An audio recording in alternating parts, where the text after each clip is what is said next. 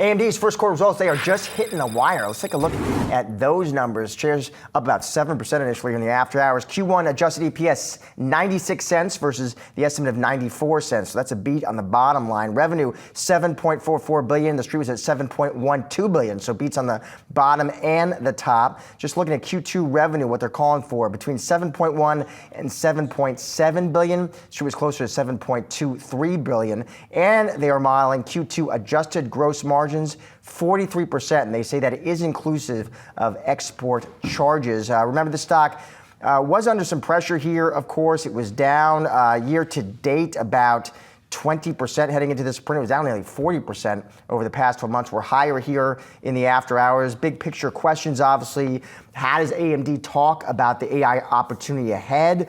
Any more color and commentary around the Trump tariffs and their impact on this company's bottom line? Computers we know exempt from Trump tariffs, but the administration saying could impose duties on semiconductors. China angle, AMD in April, remember, talking about this Trump administration instituting tighter export controls, so you can be sure there'll be more questions about that as well. And of course, always more color and commentary about the PC market, how that they see that evolving over 2025 shipments ahead. We'll stay on it. Synovus Trust Senior Portfolio Manager Daniel Morgan joins us now to discuss. Dan, it is always good to see you. So I got AMD up. We were up nearly 5% in the after hours, Dan. Strong revenue forecast for Q2. They're looking for sales of about $7.4 billion. That does beat consensus. But what did you make of the report, Dan? Give us your initial take here. Well, it's interesting, Josh. Of course, you already reported, revenue was a beat. In terms of earnings were a beat. You mentioned the guide for the upcoming second quarter. I think the street was looking for $7.23 billion. They did 7.4 plus or minus 300 million, which puts them above the midpoint. The numbers that really stood out to me, data center came in above estimates at 3.7 billion. That was up about 57%. But client compute estimate was a little over 2 billion. They came at 2.3 billion, up 68%. So it looks like, Josh, there were a lot of worries coming into this quarter that data center would slow down in terms of the acceleration and growth, but they would make it up in client computing, and it looks like they have. They've had a lot of success with their Ryzen chip, which goes into PCs, and I think that helped them get that boost because we actually saw an acceleration in the client compute area, up 68% compared to what we saw in the fourth quarter 24. So that was very encouraging. So in that client compute group, Dan, as you try to think through, the health and resilience of the PC market over 2025, what does it look like to you?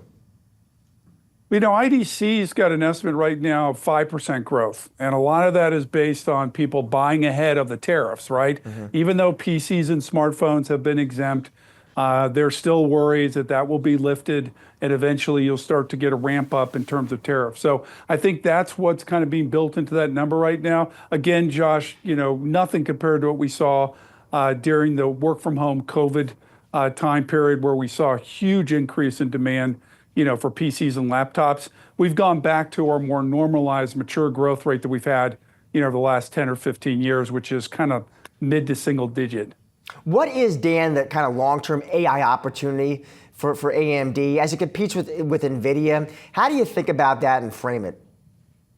Well, Josh, it's interesting because on the last quarter, which was the fourth quarter of 24, management came out and said that they expect the data center group, which is where the AI chips are housed, growth to be flat versus the first quarter or first half of the year of 25. But they said once we start ramping up on this new MI325X, MI350X chips, we're expecting a big push in growth in the second half of 25. So, Josh, as you know, you and I have talked many times about NVIDIA. They have the new Blackwell chip that's coming out. So that MI325X, MI350X for AMD are going to go head to head against the Blackwell ramp. So stay tuned.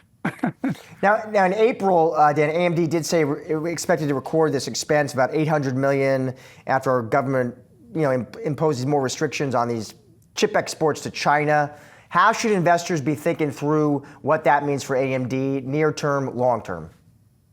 You're right, Josh. They came out and announced $800 million write-off on inventory for their MI308 chip because of, like you said, because of the Chinese restrictions. They're not going to be able to ship that chip out. And obviously that hurts. They did about 5 billion in the MI300 AI chip series last year in revenue. So you can do the math.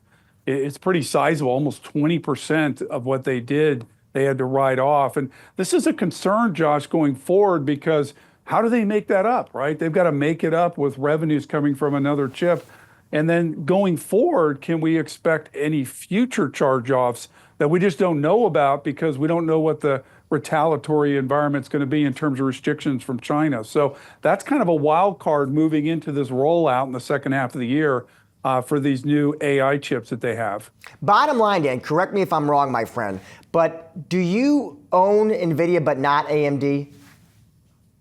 You know what? We own all three of the big AI chip makers. So we have a massive position in NVIDIA, as you know, because I've been on with you a couple times to talk about it. Yep. We own Broadcom, which has been really very successful for us. And we also own AMD. And those are our three plays. Okay. We don't own Marvel. That would be the other option in the peer group. But we have those three as kind of being our leadership players in terms of AI chips. Last question, Dan, quickly. Do you own Intel as well? We own Intel, but as you know, they've been delayed on their new chips coming out in the AI space, and they haven't really been in the mix. So I still consider them a CPU player until they can come out with a bona fide GPU that can take on Blackwell. Dan, always great to see you. Always great to have you on the show. Thank you, sir. Thank you.